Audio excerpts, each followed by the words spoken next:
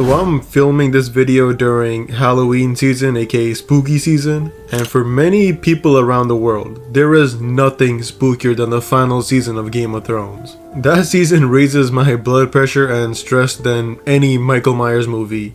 And obviously it is the most controversial season of all time, because of how many characters ended up in positions that just didn't make sense and just overall just nothing made sense that season. So I thought I would rank each character's ending from best to worst and why they are so good or so bad. So this is going to be a roller coaster of a video, but the best ending in season 8 is obvious. It has to go to Theon Greyjoy. You're a good man. Theon's ending was by far the best. He does everything right for his death to absolutely just hit. He saved his sister Yara to repay the favor. He dies in Winterfell, his true home, and he dies for Bran, who he tried to kill way back in the day. His ending is so close to perfect. The only thing bad about his ending was dying moments before the Night King, which means if the theory is true that people's brains live for 7 more minutes after they die, that means Theon's brain was technically alive and replaying memories before and after the Night King died. This is comical, but I'll probably give Theon's death a 9 out of 10. And the second best ending in season 8 also happens in the exact same episode, almost the exact same time, is Jorah Mormont.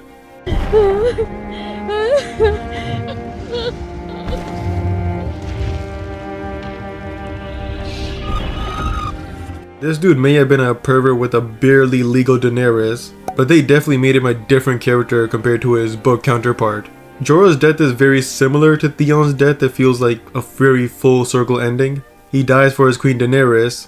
He truly died protecting his queen like he always wanted. And seeing Drogon also respect Jorah's death right here was just so cool.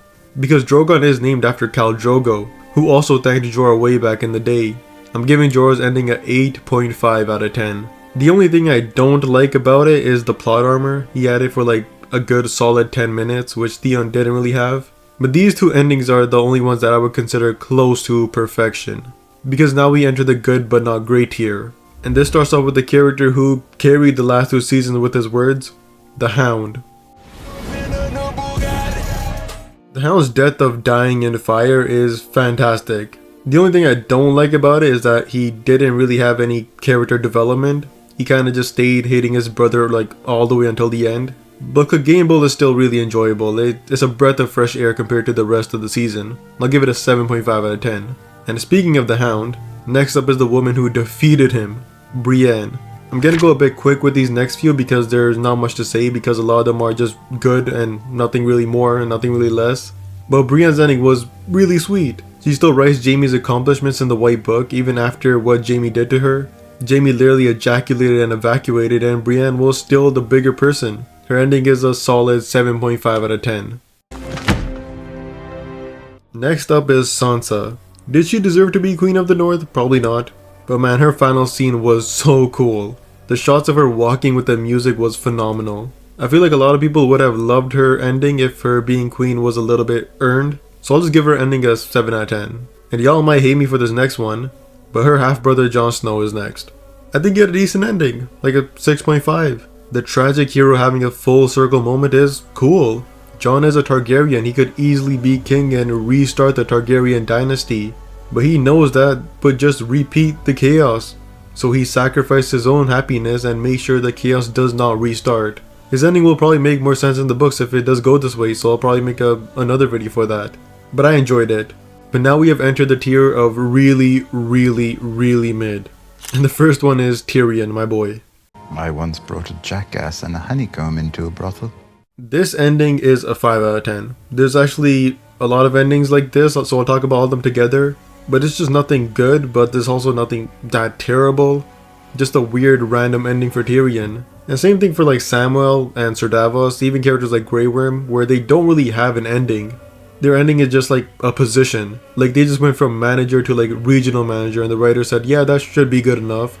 Just mid all around. I think Arya is also in the same category, but I do like her ending when it comes to the lore.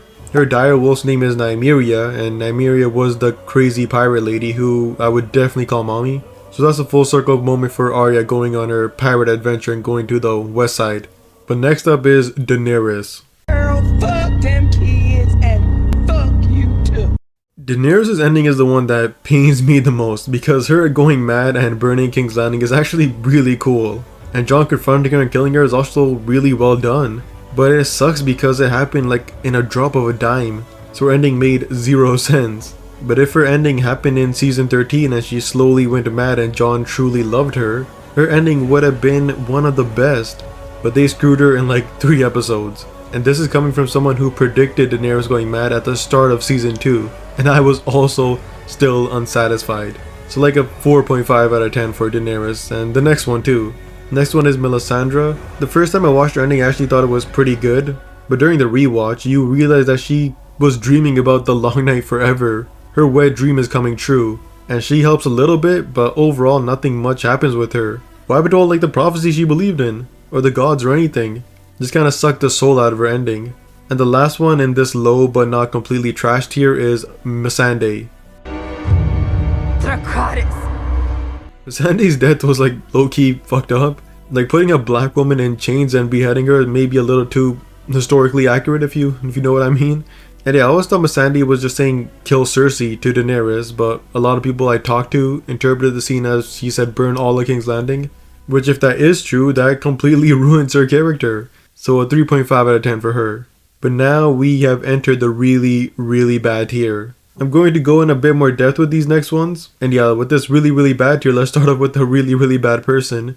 Cersei Lannister. I want our baby to live. I want our baby to live. Now I actually like Cersei's death a lot more than most. Even if I don't like it. I just don't absolutely despise it like most. So many questions, man. Cersei ain't supposed to die like that. That's supposed to be a bloody death. The thing about Cersei's death that I really enjoyed was her being trapped.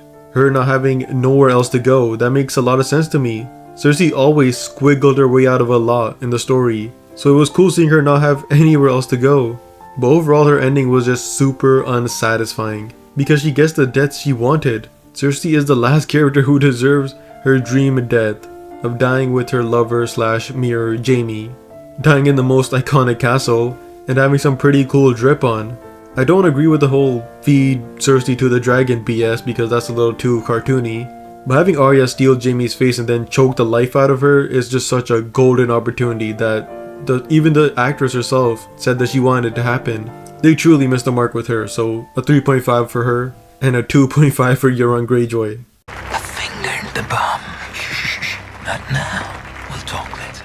I mean, if you start at rock bottom and you never climb up, you can't go any lower. So Euron's ending actually looks a lot better than most because of his character, and he literally was at 0 the whole time. But it also doesn't make any sense why he wanted to kill Jaime Lannister. Like, killing a handicap is not a flex, especially after you just killed a dragon. You're moving backwards, dog. So his ending is very much like, yeah, it's bad, but who really cares? 2.5 out of 10 ending in my opinion. There's honestly not even much to say about it. But now we are in the bottom 5. And the 5th worst ending has to go to the bald head ass Varys.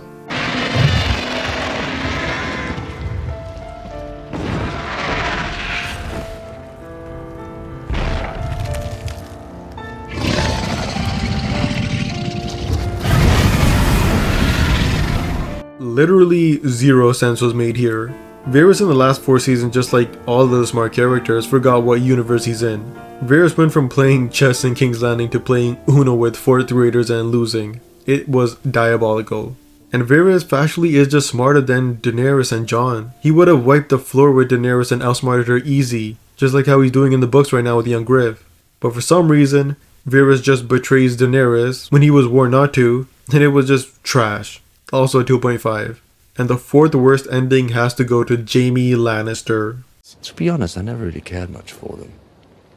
Innocent or otherwise. Oh man, before Game of Thrones, most people believe that there is no way you could ruin a character in just one line. And they did it. They actually flipping did it.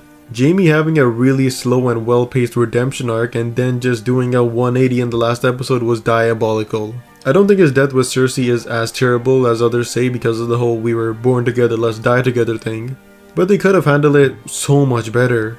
Jaime going back to Cersei should have been a part of his redemption. Something like, even though the world hates Cersei, she is still my sister and I have to protect my family no matter what. That's still not perfect, but it's so much better than whatever they gave us. 2 out of 10 ending really. But now let's talk about the bottom 3. Starting off with the Bran. And who has a better story than Bran the Broken?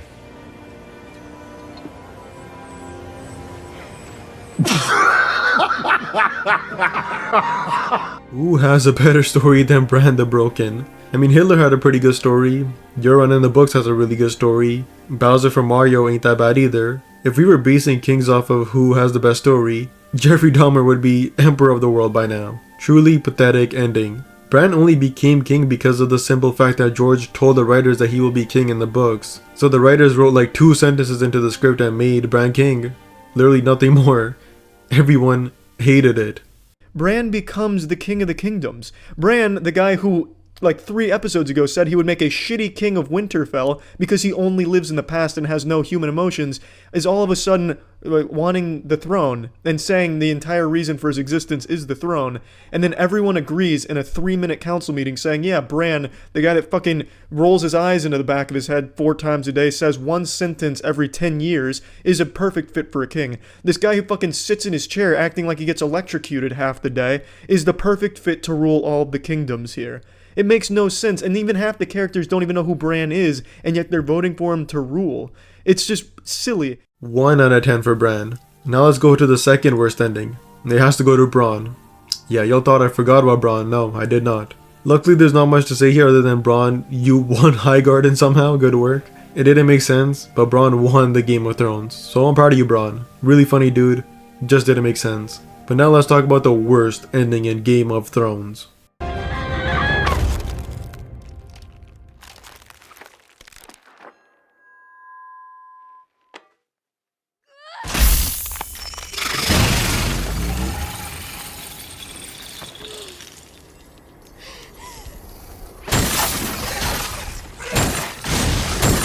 Seven and a half seasons of build up just to throw it away for some shock value. The Night King should have easily lived up to episode 5, if not had at least a full season just fighting him. But the writers saw the success of episodes like the Battle of the Bastards, so they instead just said, hey, 1 battle is good enough. When it just isn't. The Night King is by far the biggest threat in Westeros. And having him take like 8,000 years to get past the wall and then land on his head 2 days into Westeros is terrible. I really wish they gave themselves 12 seasons like George told HBO. I mean, you can always tell that George is just fighting demons not to roast the last few years of Game of Thrones and David and Dan. Why is it ending? I don't know. Ask David and Dan when they come through. We could have gone to 11, 12, 13 seasons, but I guess they wanted a life. So you wanted it to keep going? Well, if you've read my novels, you know there was enough material for more seasons. They made certain cuts. Now, did you know Game of Thrones would be ending with this season, or did they call you and say, hey, let's have a chat? David and Dan have been saying for, like 5 years that 7 seasons was all they would go. And we got them to go to 8, but not any more than that. So, I had to accustom that. There was a period like 5 years ago where they were saying 7 seasons and I was saying 10 seasons. And, they won. They're the ones actually working on it. The Night King easily takes the cake. I mean, the entire season was just so bad. More and more actors are coming out and saying it now, which is good. But you have to give props to Tywin's actor, who was like the first one to say, yeah, nothing makes sense. Okay. There's little Arya, she's going off on a cruise somewhere. Poor Jon's gone back up north, beyond the wall. And then there's Tyrion.